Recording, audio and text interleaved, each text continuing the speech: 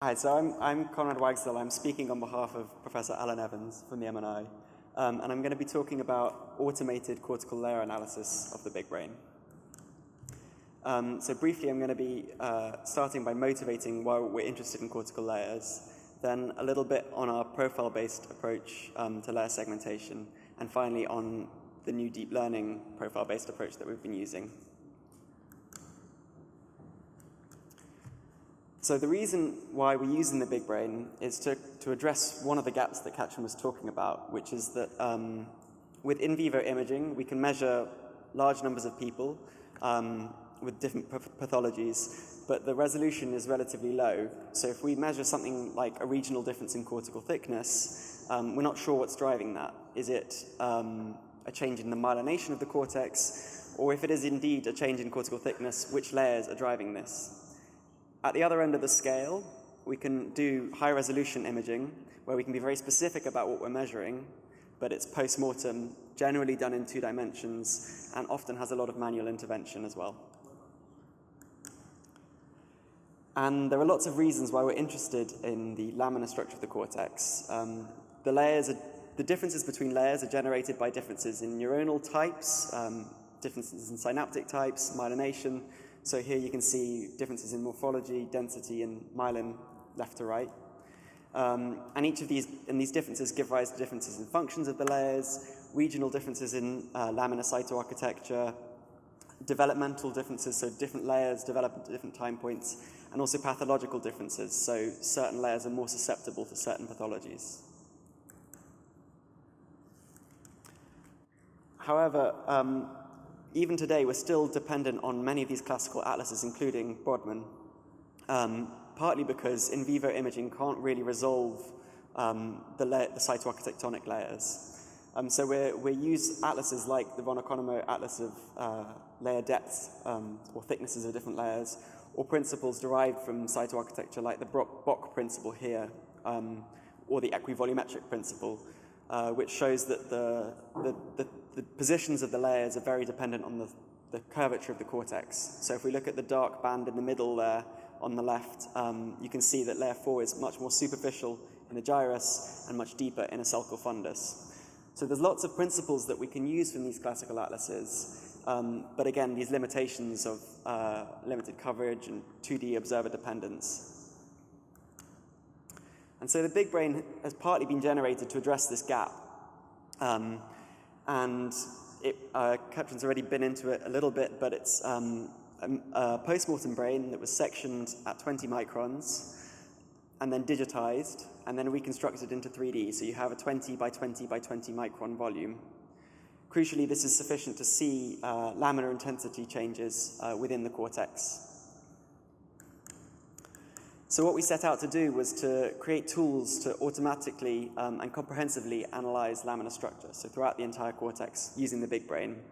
And this broke down into extracting intensity profiles, automating layer identification, and then using the results to quantify laminar variability, both with respect to morphology, so the folding, and also regional differences.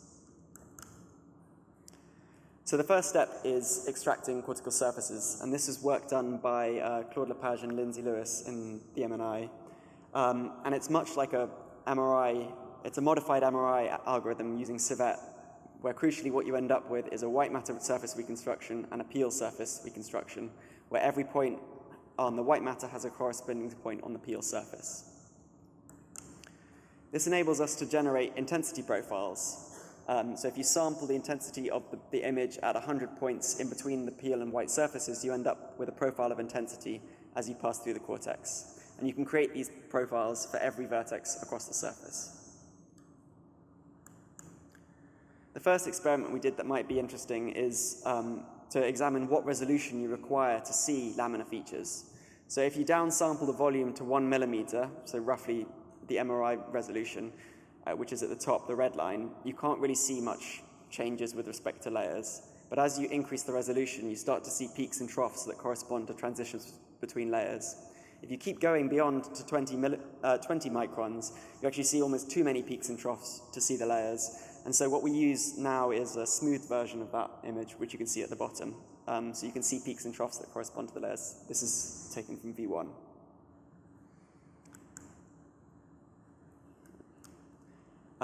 So then we move on to finding layers within these profiles. And so we're looking at the profiles across the cortex and trying to see what features are common.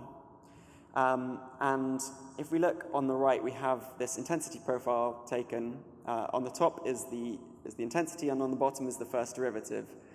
And so 0 is the Peel surface, and 100 is the white matter surface.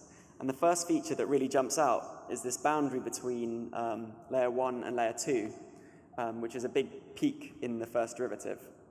And so you can identify this point on each of the profiles, and you end up with a surface that follows this boundary. And the second feature that we found that was quite consistent across the cortex is this dark band in the center of the cortex, which roughly corresponds to layer 4.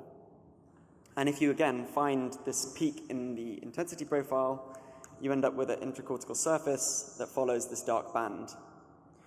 You can run this across the entire cortex and end up with intracortical surfaces that follow these image features, crucially in 3 dimensions. So the coronal section is the original plane of acquisition, and then the sagittal and axial sections are the reconstructed. But you can in reality do this in any oblique section, so they're fully 3D reconstructions. It may not be possible to see, but the purple band that corresponds to layer 4 does what you'd expect, in that it's more superficial in the gyri and deeper in the sulci. But now we have these reconstructions, we can really quantify this effect. So if we look at the curvature of the surface, we can see that the percentage depth of layer 4, so if we're looking at plot A, is strongly related to the curvature. So across the surface, throughout the entire, both hemispheres, you see that in the sulci, layer 4 is much deeper, which is the red color, and in the gyri, it's much more superficial, so the blue or green color.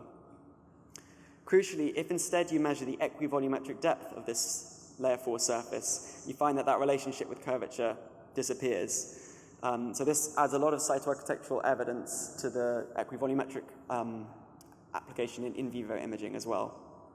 The other thing you can see is that there's quite a lot of residual regional variability that might be of interest. So that's plot D.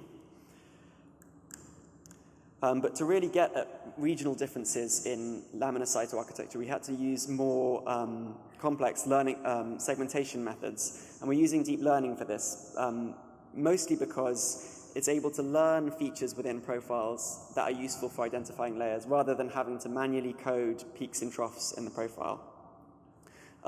We stuck with our profile approach for 2 reasons. One is that we have to manually label the data in 2 dimensions, but we want to be able to segment it in 3 dimensions. And we need a large number of training examples. And so using profiles, we can generate a large number of training examples. So we segment 6 layers in 45 training regions at a higher resolution and co-register these to the BigBrain. And then we can generate many, many intensity profiles which are labeled. So you can see on the right 2 example profiles. We have the raw intensity profile, we have the smooth intensity profile, and then underneath we have the ground truth segmentation, which is manually done. And we generate hundreds of thousands of these profiles and train the network to find the features that correspond to transitions between the layers. Once the network is trained, we can then run this on all the profiles across the cortex, and you end up with 6 cortical layers throughout the isocortex. And again, you can see that on the top right is the coronal original plane of section, and the other 2 are the reconstructed dimensions.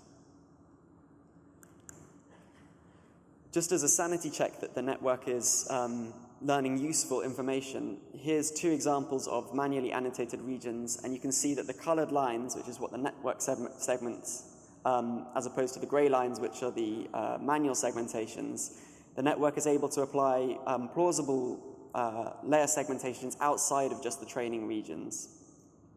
And one really nice feature, if we zoom in here, is this is the boundary between V1 and V2. And the red and yellow lines delineate the upper and lower bounds of layer 4. And you can see that there is a very sharp transition in the thickness of layer 4, and the network has appropriately changed the thickness of layer 4 to match this. So just based on the individual intensity profiles, internally the network is knowing whether it's looking at V1 or V2 and appropriately segmenting the thickness of the layers. And so the last thing we can then do is create maps of these thickness values, which are on cortical surfaces, and so can be much more readily co-registered to MRI surface reconstructions.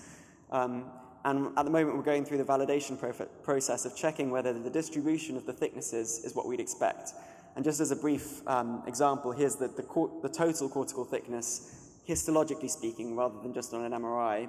And you can see features that we'd expect if we compare it to von Economou's measurements of cortical thickness. So one of the key features is that the motor strip is very thick, and the occipital cortex is very thin. And these differences are not due to myelination changes. These are cytoarchitectonic differences in cortical thickness. So just to summarize, the layers that we've been creating for the BigBrain can be used for novel cytoarchitectural insights, in that there's much more data now that we can analyze, and that the 3D cortical layers can be used as models for MRI lamina analysis, and that the tools we've been using, creating for 1D profile analysis, intensity profile analysis, are not specific to histology. They can be applied to myeloarchitecture or autoradioreceptor data, or even MRI intensity profiles. And in fact, it has applications beyond just cortical biomedical segmentation, partly because you can create very large numbers of training profiles from limited amounts of segmented data. So with that, I'd like to thank you all very much for your attention, and all the collaborators in ULISH and in Montreal and in Cambridge. Thank you.